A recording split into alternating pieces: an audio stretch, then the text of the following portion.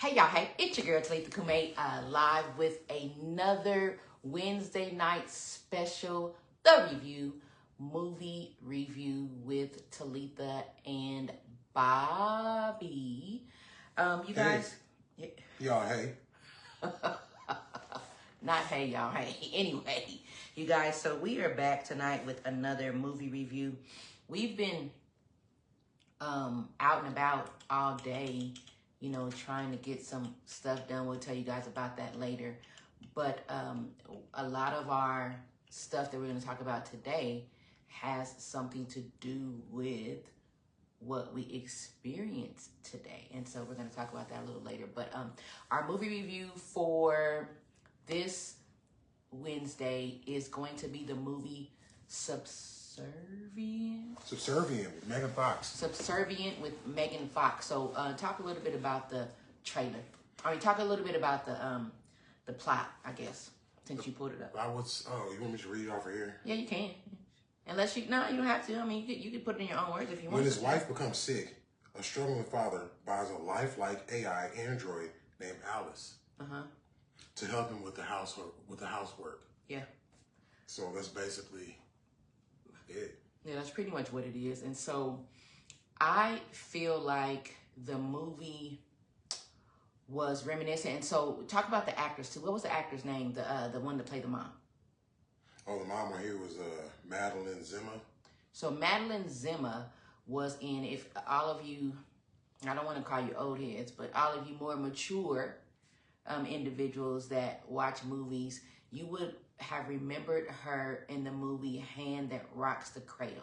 Now, Hand That Rocks the Cradle was a really, really cool movie that came out 90s, maybe 80s. I want to say it was the 90s. I don't think it was the 80s. It might have been the 80s, y'all. I don't remember. Somebody tell me when Hand That Rocks the Cradle. You find out when Hand That Rocks the Cradle came out. So Hand That Rocks the Cradle came out, and Madeline, what's her name? Zimmer. Madeline Zimmer was actually the daughter in that movie. Came out in the 90s. I want to say 92. Okay, came out in the 90s. And Madeline, she was the daughter in that movie. And it was starring Rebecca De Mornay, who was like a really sick, twisted nanny who came in and she tried to take over the family. And she kind of, you know, was in love with the father and what have you, and then she ended up trying to take over the family. But it was a really interesting movie, really, really good movie. That was the first kind of movie to me. That was the first kind of movie of that kind to come out like that, if I remember. And then everybody else kind of started doing takes around that, like the movie Obsession with Beyonce and different things like that. But I feel like it was a nod to us older moviegoers who enjoyed Hand That Rocks the Cradle, because she now became the mother in this movie, The Subservient, with Megan Fox being sort of like the AI nanny. So I felt like it was a nod to that. If it wasn't, then it was just coincidence, right, or ironic that she happened to play the mother in this movie. But I thought Megan Fox did a really good job. I'm not really a Megan Fox fan. I never have been. But I feel like she did a really, really good job in portraying an AI character. You know, I don't know the stuff that's going on with AI now as far as robots and stuff like that, and how lifelike they look and sound and everything like that. But in my opinion, she embodied a robot / actor / character. Like, she was believable as a robot. What do you think? Yeah, absolutely. Megan Fox's league. She seems tried. I appreciate her. Haven't seen her in a whole lot. Yeah. But she's serious about what she does. When she does it, she does just enough to make a splash, and she goes back into her hole and hides or whatever. And does whatever she does. Probably paints beautiful pictures or plants or something. I don't know. But yeah, I totally dig her. I dug what she did in this movie. I thought she did good. And so the father, I don't know. She felt mechanical enough. Yeah, the father, I'm not sure. He's an Italian singer and an actor. He's 34. He's born in Italy. Okay, I've not seen him in a lot of stuff. I haven't seen him in anything. Let me see what he was in.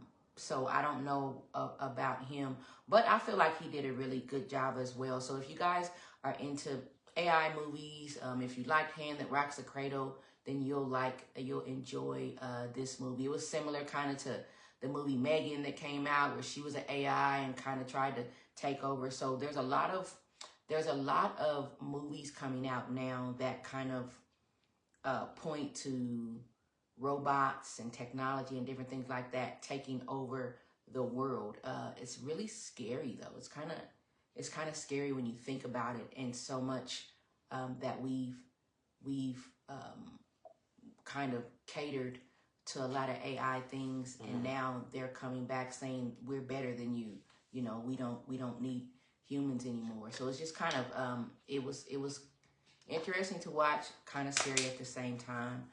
But overall, I enjoyed the movie, and I think you guys should watch it. I don't remember. I want to say we watched it on Netflix. I think we watched it on Netflix, and I would give it. And I want to say we watched it this year, even though I think it came out last year. It came out in 2024. But I think I would give it a 4. Yeah, I'll give it a 4. I think I'll give it a 4. It was a pretty good watch. I don't remember Bobby falling asleep. I feel like he watched the whole thing. Yeah, I feel like I was up the whole time too. I feel like he watched the whole thing, and we found out. Towards the end of the movie to find out exactly what happened. Because typically, if he falls asleep, he never knows what the heck happens at the end of no movies. So he'll just talk about the beginning and the middle part of it, and then and that's it. So he won't talk about what happened at the what happened at the end, because he never knows. Yeah. But anyway, so we'll give it a 4. Subservient 2024. It was on Netflix, and it might still be on Netflix, starring Megan Fox. And the reason why we talked about AI is because we're going to talk about what we're going to talk about in a little bit. But we want to talk about our eating experience. And so I want Bobby, this is his favorite, you guys already know that already, to talk about how our eating experience was at the Mexican grocery store, Mariana's. Yes, Mariana's, man. Thanks to Talitha deciding yesterday, hey, let's get a burrito from Mariana's. I got to experience it. Okay. It's pretty good. I will say the meat was a tad bit old, but... You feel like it was old? Yeah, a little. But overall, it was a pretty tasty burrito. Okay. It's a big bag, so there's no way you're going to eat that by yourself. You're going to have to share that with a partner, lest you be a big bag. If you're a big bag, you can handle it. These are facts, man. You are dumb. This burrito looked like it came from Miami. It was a fat burrito. Let's see if I can get a picture for you. He's silly. I'm trying to see. Somebody said something on there, but I can't see. That's the burrito right there. You see that? You see that burrito? You'd have to be a big back to devour that solo. I used to be a big back. I tried to eat a burrito like this one time in Miami. Vomited for 2 days straight. Okay, Bob. Orlando. It was horrible. I'm just telling people what it is. We didn't need to know all So that. anyway, Mariana's, you guys do serve up a pretty delicious burrito. Yeah. If y'all don't mind spending in between $12 and $14 for tortilla wrapped goodness, then head on over there and get you one, man. You can get you a tall Mexican Coca-Cola for like $3. Yeah, somewhere around there. And you can get you a delicious aguas frescas. Frescas. And aguas frescas, so typically her flavor would be watermelon and watermelon and cucumber mixed. Yes. That's my dad. At her like she's speaking in all kind of swear words whenever she asks for it mixed. It doesn't matter. I don't understand why they don't just already sell a big container of those two flavors mixed together. Yeah, it They're doesn't both matter. basically almost the same fruit. Watermelon almost tastes just like cucumber if you just take away just one note. Almost the same. They can mix those together and just serve that. So anyway, get you an aguas frescas, big back burrito with carne asada. I added carne. Well, it was a carne asada burrito. She had the sour cream in it, and I put that on there, but they charged her for it. So is that why it was $14.06? I think so. And I added cheese, but it already had cheese in it. That burrito might actually be $8, but you know, sisters, they like to make sure that any menu item, any menu is able to be changed. Anyway. It might have been an $8 burrito. Go over there and get you one. I added guacamole and too. She did add that too. You could have left that off. No, the guacamole was good. I'm a guacamole fan, but you could have left that off. No, it was good. It was good. We liked it. Because that meat was a little bit old, it did need some sort of... It wasn't even that old. They cook it to order. So I don't feel like it was as old. No, I don't feel like it was as old as that Chinese food that we had the other day that we didn't even talk about. Oh, you're talking about Golden Phoenix? Yes. Let's talk about Golden Phoenix. Okay. What that is that was what we were supposed to talk about. It's not basura, but it is kind of not good. The rice, the combination fried rice tastes like really good buffet combination fried rice. Which Bobby can cook like himself. a high-end buffet. Mm-hmm. But the sesame chicken tastes like they swept it off the floor. Mm-hmm. Yeah. Outside. The floor outside. Not the ground, but like the floor outside. It was terrible. It was terrible. It was hard. Yeah. It was bad. Yeah. So we wouldn't suggest any chicken dish at Golden Phoenix. And just because they're willing to serve that without looking up on the item as they dumped it into that styrofoam, yeah, they looked at that and they proceeded with the serving. Yeah. Like put it in a bag, tied it up. Mm-hmm. If you're willing to do that, then the rest of your stuff isn't worth eating.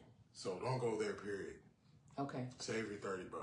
So yeah, we won't be back there, even though the rice was good. The rice was okay. It was really good buffet rice. Yeah, but Bobby he can do better. Yeah. So that was what we were going to talk about today, but we actually happened to go to Mariana's yesterday, yes. I think, and so we wanted to talk about, kind of both. So that is our take on Mariana. So Mariana's, I'm going to give them a 3. 3 burritos? Three forks. 3 forks out of 5, like we always do for our food reviews. And the only reason why I'm giving them a 3 at Mariano's is because they didn't have my watermelon, so I couldn't get the aguas there. And then also, they already had cheese in there, which she didn't tell me they had cheese in there, so they put more cheese in there, which what I asked for. They didn't put the sour cream in there, but it wasn't missing it, so it wasn't bad. But the wait was rather long, even though, I know it's cooked to order. It was rather long, and we had somewhere to be. And work. Yeah, I had to go back to work because I was on my lunch. So but yeah, I'm gonna give it a 3 just for that. I'm gonna give it a 3. I'm gonna give it like a 2.5 only because the food was decent. Yeah. But as always, it's always this get the hell out of my place service. I don't know what it is. Yeah. It just feels real. And then you're talking about in the Mexican marts. Yeah. Maybe and it's maybe just because I'm trying to understand culturally because I know some really great Mexican people out here that I would hang out with and we get along. I feel like it's possibly either the language barrier, possibly the language barrier between us, because a lot of them, especially in Mariana's, they just speak Spanish, so they're kind of trying to figure out what we want or different things like that or whatever. And then like we were the only black people in there. Well, one black dude walked in with a security shirt. Yeah, he looked real. That black guy. And he went. Well, no, he ordered something. I think to go. He did. Or he got his food pretty quick. Yeah. So he might have been picking his food up. But yeah, so so Mariana's, we give that a 3, and then Golden Phoenix, right? Mm-hmm. I'm gonna give that a 2, just because I feel like their service for how much they charged us for that meal. Because we haven't tried Chinese food in so long, because like I said, Bobby cooks Chinese food now, and his is way better than any restaurant. But we wanted to go because I didn't want him to have to cook. He wasn't feeling well yesterday and today. And so that's why we went. But yeah, I'm going to give Golden Phoenix a 1. Yeah, I will give him a 1 as well. Fork. I haven't been feeling good for a couple months. Yeah. I've been feeling strong kidney pain for about 26 days. Yeah. Did blood work twice today. Nothing. Yeah. They found nothing. Found nothing in my urine. Found nothing but blood. All my numbers are normal. Yeah. The only thing they found was a little bitty cyst on my left kidney, but nothing to be alarmed about. So I'm like, oh. But we're alarmed because this pain is very, very real. And so with him, because we ended up both having to take off today because we had to rush him to the ER this morning because he was in so much pain. So he was in pain yesterday, and then it persisted. So I tried to make him go to the ER because he wasn't going to go. He and I are not fans of ERs at all, because typically the same thing happens every time, which is bad and good. So you feel like you're in pain. You're like, okay, I don't want to go sit around and wait. But you're in so much pain. You're like, okay, shoot, I got to go. And then we go and we sit there for hours and hours and hours for them to do all these lab work, blood work, x-rays, imaging, and everything for them to tell us that nothing is wrong. I'll say this. And so, and then to charge that hefty $1,000, $15,000, whatever type of bill, you know, that you know is going to be pretty much impossible for us to pay. And so I just, I don't know. I feel like this. Feel about it. I'm appreciative, very appreciative of the ER experience today. I felt those people are for people. Even if we look at that bill and it's like, golly, selling a leg to pay this. Yeah. But it was one of the most caring experiences I've had in the hospital. And forever. I felt like everybody there from the start to the finish of our visit felt like they are for the people. Yeah. ER. It's called ER. The North Las Vegas. Yes. And it's actually it's a standalone emergency, so it's not attached to a hospital. And it felt like when you're in there, you feel like you're in I mean, it felt like a quiet hospital. Yeah. But it wasn't. It also felt like the people in there are really serious about their studies, not judging AI or misjudging AI in any way. But my PCP, I feel like my PCP uses ChatGPT. Oh, stop! And then throws information to BOB. What is BOB to you? He's still. Oh, I knew you. You are dumb. No, I feel like he does because I don't feel any personal connection. I should have been told to go to the ER if I needed to. Yeah, when we went to the doctor, what was that about 3 or 4 weeks ago when we went to the doctor? He should have told us. Work in, did a imaging then and nothing. You know, I'm like, I don't know, but today was a really good thing. So we're gonna rate and review doctors. Yeah.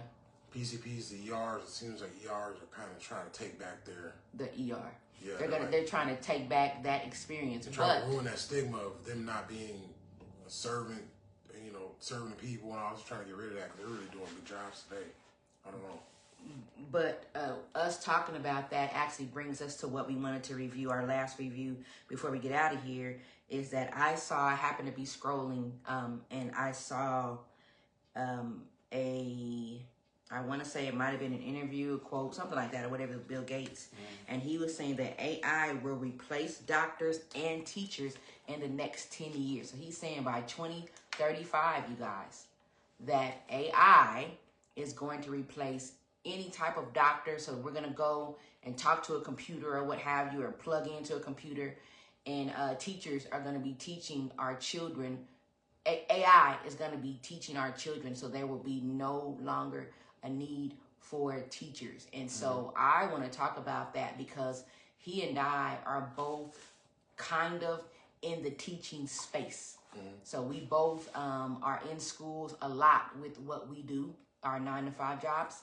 And I think that would be a disgrace to the human race, a disservice to the human race for us to replace our teachers who are human touch, humans with AI.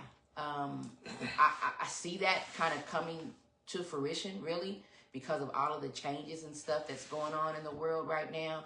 But I don't like it. I don't want our children to miss out on the human part of themselves. We've already inundated them with the smartphones and the tablets and all of these things or whatever, and now we're going to have AI teaching them as well, and I don't like that. Well, it's been this way for a minute, though we don't see it the way we see it. These kids aren't. I know I get to see a lot of beautiful kids who don't use their phones, who don't have phones, you know, but there's not many. But I believe that it's very possible in 10 years, but it's not going to be for everybody. It's going to be for like the poor. I don't believe wealthy people are ever going to get rid of the idea of using people because people are actually the real energy. So we gave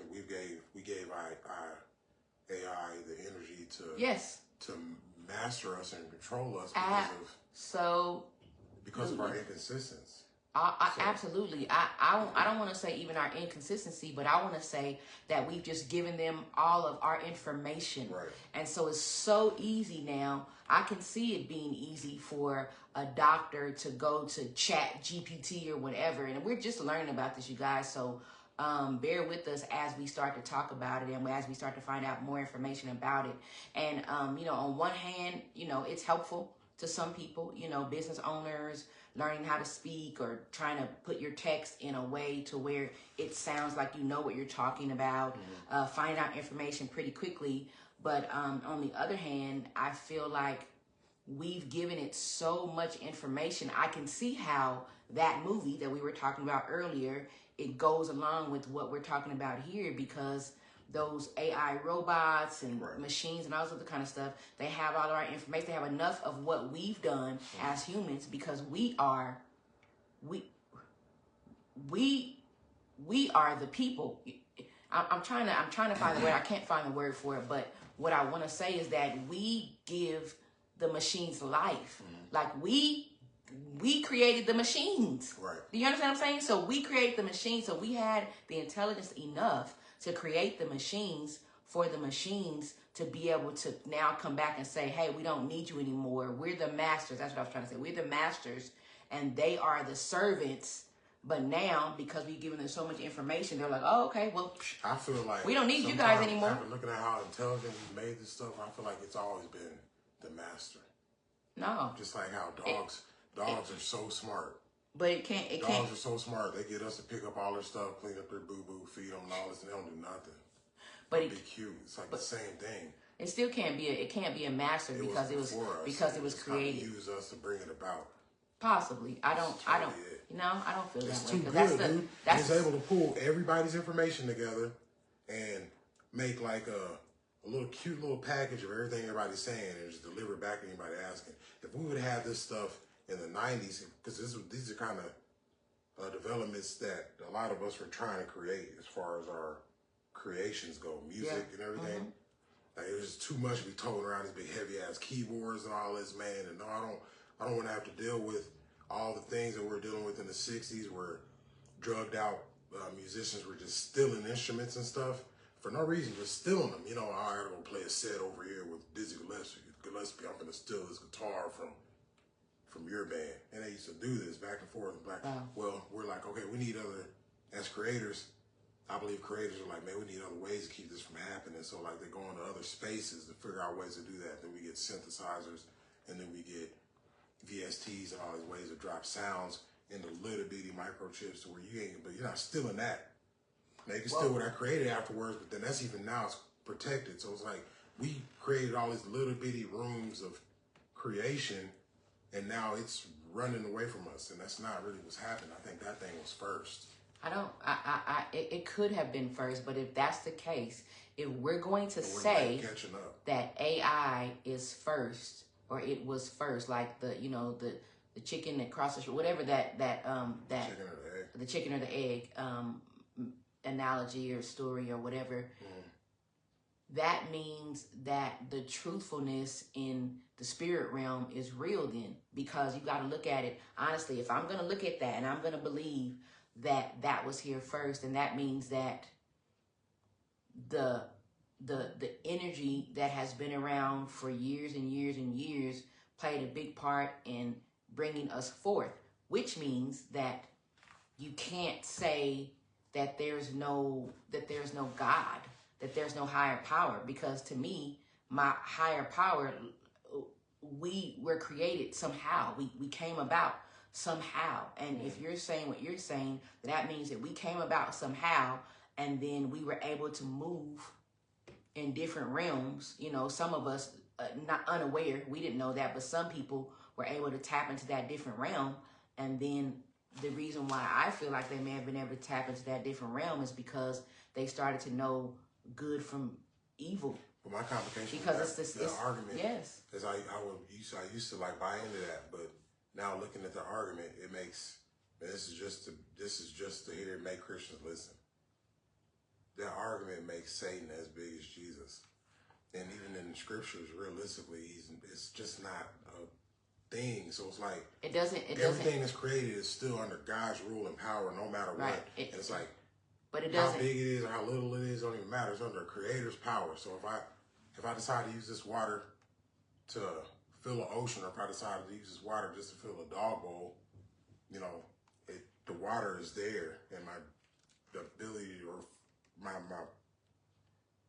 the water's there, and the way I feel it is based on my ability for access. But you still have to look at. I remember a long time ago, a friend of mine, she always said this, and then my aunt said this as well about the internet being Satan. And I think I've said this before a couple of times, and I didn't believe that for a long time until what I see now. And not really the internet per se, but just the knowledge, the power that it holds is the same thing that we're talking about. AI, we're talking about Chat GPT, we're talking about all these things that have this information where you're like, how the heck did they get this information?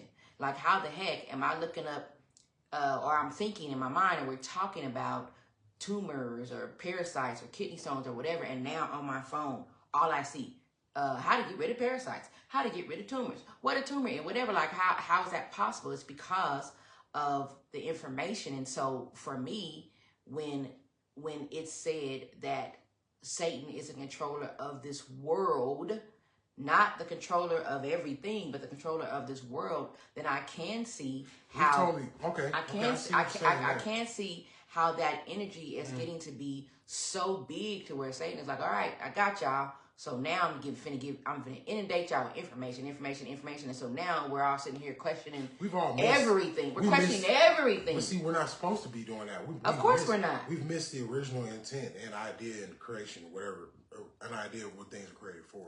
Yes. All this stuff and all this access, we don't see that. It's like, it's not just a one-sided loop. Mm-hmm. Like Napster, when he created the whole idea of walking into somebody else's house, getting on their computer, taking things, and then like going back through the wire back and to your putting it house. on. Yeah. There's like a loop that's like, it's not just one-sided. It's not, there's like, you looking in the mirror and you see just mirror, but on the other side of the mirror, somebody looking at you. This loop is the same way. So that means that it was here first, and then because we weren't. You think about this. The other day I was thinking about we seem to only have been human for like 200 years or something. Maybe. Like, just looking at how progression has worked, and reading books, and man, we seem to be so damn dumb. Like 60 years ago, or 100 years ago, just that short period ago. Like, what were we doing before 400 years ago? Or, whatever. I don't know. The whole system was already here. We were just too slow to catch up to it. Fire was here. And that's what... And the caveman's like, I need to figure out how to use this fire because it's already here. You can either use this fire to cook your food or use this fire to burn your house down. But you got to know how to use this fire. Right, so, and that's what we're learning. So I feel like with the AI, just reviewing, that concept of that, I think that we need to continue to be smarter than AI, which we should be.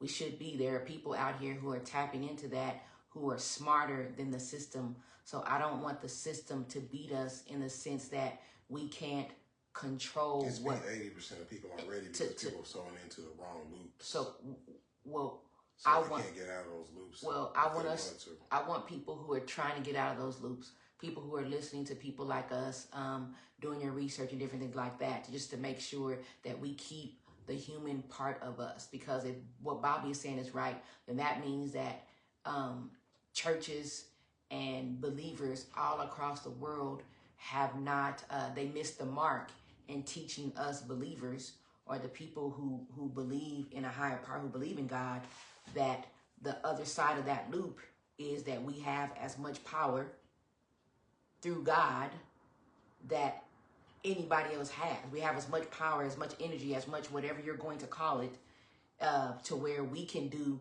some of the same things and make sure that we keep the realness of humanity and family. Because once humanity leaves, you guys, once it leaves, there's no more empathizing. There's no more thinking about, oh, this person fell down and hurt themselves. Now they're crying. There's no care. if we turn to computers, there's no care. Just like we were talking about today at the doctor's office, there's no care. So what do you want? Do you want to go to a computer and say, hey, something's wrong with my side. Please tell me what it is. And then they say, okay, do this, this, this, this, this. And they punch you in the side or whatever it is, versus going to a human doctor saying, hey, Bobby, you know, Mr. Burris, have a seat. You know, lay down on this bed. We're going to get some blood work from you, and then we're going to tell you what's going on with your body. Here's a pillow. Make sure you're comfortable. I know you're in a whole lot of pain. We're going to really try and help you figure out what it is. That approach to the other approach. And so anytime, I would prefer the approach where a human is telling me, hey, we're going to do all we can to figure out what's going on with you. And this is how we would want it, but because people become so comfortable in their excuse making, and because of entitlement, it's hard for these systems to stay working. Like, people are tired of like paying lawsuits. Yeah. People are tired of having to answer questions for people who are whining and belly aching about stuff that's in their head. You know, all these things. Like, all right, I'm just gonna give you to the computer, and that's why I think that, like, drive over there by the cemetery, there's always homeless people around, everything. Everybody's living in this entitlement. Yeah. Those systems are gonna be for people who don't truly want to deal with people. Okay. Like, not the person giving it to those people, but those people who are receiving it don't necessarily want to deal with people. Okay. They push themselves, they ostracize themselves from their families. You know, everything that they do is moving themselves away from their friends. They become meta use and human useless. So it's sad, you guys. It's sad. We'll keep, you know, kind of doing stories similar to this, because there needs to be some type of resolve. So I'm hoping that there is some type of resolve for people who really still want human touch, who want to keep the family system going, who want to be able to enjoy their life here before they go to the beyond, wherever they feel like they're gonna go. I believe in heaven and hell, so I believe that I'll be going to heaven after this. But as I am here, I want to enjoy life. I want to enjoy my family. I want to enjoy the people around me. And so, yeah, we're going to keep having these conversations on how we can. Book, The Last Human Job by Allison Pugh. The Last Human Job by Allison Pugh. It's a book about connective laboring. Yeah. And that really is the center of all of this, really.